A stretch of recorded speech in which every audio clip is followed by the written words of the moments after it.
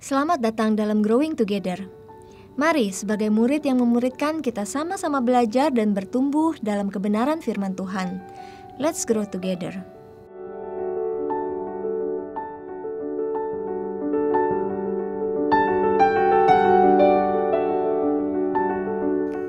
Bapak Ibu yang dikasihi, kita akan melanjutkan renungan kita tentang leading with conviction atau memimpin dengan keyakinan. Sebagai pemimpin, kita perlu memimpin dengan yakin. Karena jika kita sendiri tidak yakin, maka kita tidak dapat meyakinkan orang-orang yang kita pimpin. Bukankah penting untuk mendapatkan trust atau kepercayaan dari orang-orang yang kita pimpin? Ketika orang-orang ini diyakinkan, maka mereka akan dimampukan menghadapi raksasa di hadapan mereka. Selain itu, ketika kita memimpin dengan keyakinan dan tidak ada keraguan akan kuasa dan pimpinan Tuhan, maka Tuhan akan memberkati kita dan membuat namanya dikenal dan dihormati oleh semua bangsa. Bangsa-bangsa akan dapat melihat kuasa Tuhan dan kebesaran serta kemuliaan Tuhan nyata dalam kehidupan kita sebagai orang percaya. Mari kita melihat kembali peristiwa di dalam Hakim-Hakim ke-7. Kali ini Gideon disuruh Tuhan untuk pergi berperang menyelamatkan orang Israel dari cengkeraman orang Midian dan Amalek. Bapak Ibu, siapa yang tidak gentar menghadapi orang Midian dan Amalek? Mereka adalah orang-orang yang hebat dalam berperang dan selama bertahun-tahun selalu berhasil menindas bangsa Israel dengan memusnahkan hasil tanah mereka dan tidak meninggalkan bahan makanan apapun di Israel. Bahkan tidak juga domba, lembu, atau keledai. Tindakan mereka membuat orang Israel ini miskin dan melarat. Kondisi Israel dengan kondisi orang Midian ini bagaikan langit dengan bumi. Dari segi jumlah, orang Israel kalah. Dari segi militer, bangsa Israel juga kalah karena tidak memiliki pasukan yang terlatih dalam berperang seperti orang Midian. Selain itu, jumlah orang Midian dan Amalek ini sangat banyak. Hakim-Hakim 6 ayat 5 mengatakan bahwa jumlah mereka seperti belalang. Orang-orangnya dan unta-untanya tidak terhitung banyaknya. Itulah sebabnya ketika Gideon disuruh Tuhan untuk berperang melawan orang Amalek dan Midian, ia gentar dan meminta tanda dari Tuhan. Tujuannya adalah agar ia diyakinkan akan penyertaan Tuhan.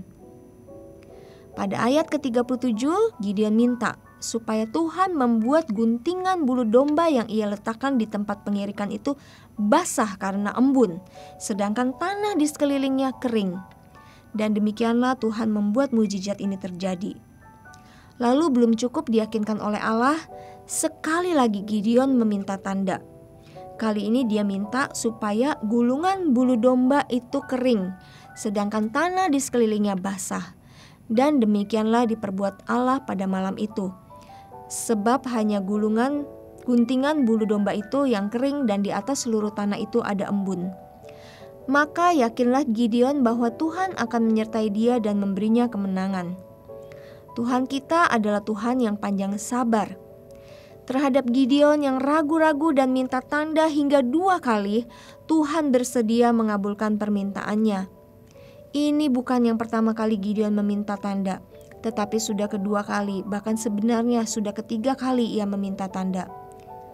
Bapak Ibu, pernahkah kita ragu-ragu akan kuasa dan penyertaan Tuhan? Mintalah Tuhan supaya kita diyakinkan. Saya tidak tahu level keraguan kita akan penyertaan Tuhan dan kuasa Tuhan. Mungkin level kita seperti Gideon atau di bawah Gideon. Tetapi percayalah bahwa Tuhan itu baik. Ia mengetahui apa yang kita perlukan. Apabila Tuhan melihat bahwa kita perlu diyakinkan akan penyertaan dan kuasa-Nya, mintalah, maka Ia akan menunjukkannya kepada kita. Setelah mendapat tanda dari Tuhan, Gideon pun berani pergi berperang melawan orang Midian dan Amalek. Awalnya ia membawa 20.000 orang, tetapi bagi Tuhan jumlah ini terlalu banyak, sehingga dikurangi oleh Tuhan menjadi 10.000 orang. Mungkin 10.000 orang ini gentar melihat jumlah mereka berkurang sebanyak separuhnya. Tapi Tuhan melihat bahwa ini pun masih terlalu banyak, sehingga jumlah mereka kembali dikurangi sampai tinggal 300 orang saja. Supaya janganlah orang Israel memegahkan diri mereka sendiri dalam meraih kemenangan, tetapi supaya mereka dapat melihat bahwa Tuhanlah yang memberi kemenangan itu. Dengan jumlah yang sangat sedikit, 300 orang ini maju berperang. Mungkin ada ketakutan dalam hati mereka, tapi Gideon meyakinkan mereka akan kemenangan yang akan mereka raih. Inilah pentingnya pemimpin yang yakin, yang sama sekali tidak ragu. Akhir cerita ini dapat ditebak. Kemenangan diberikan Tuhan kepada orang-orang Israel sehingga mereka berhasil menawan dan membunuh 2 raja Midian, yakni Oreb dan Zeeb. Itulah dahsyatnya bagaimana seorang yang dapat memimpin dengan keyakinan. Gideon tidak ragu dan berani menempuh segala resiko.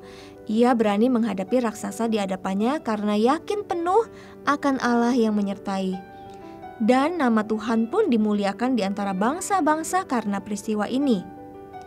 Saudara, mintalah Tuhan untuk meyakinkan dirimu apabila memang ada keraguan dan pergumulan yang besar di dalam iman kita kepada Tuhan.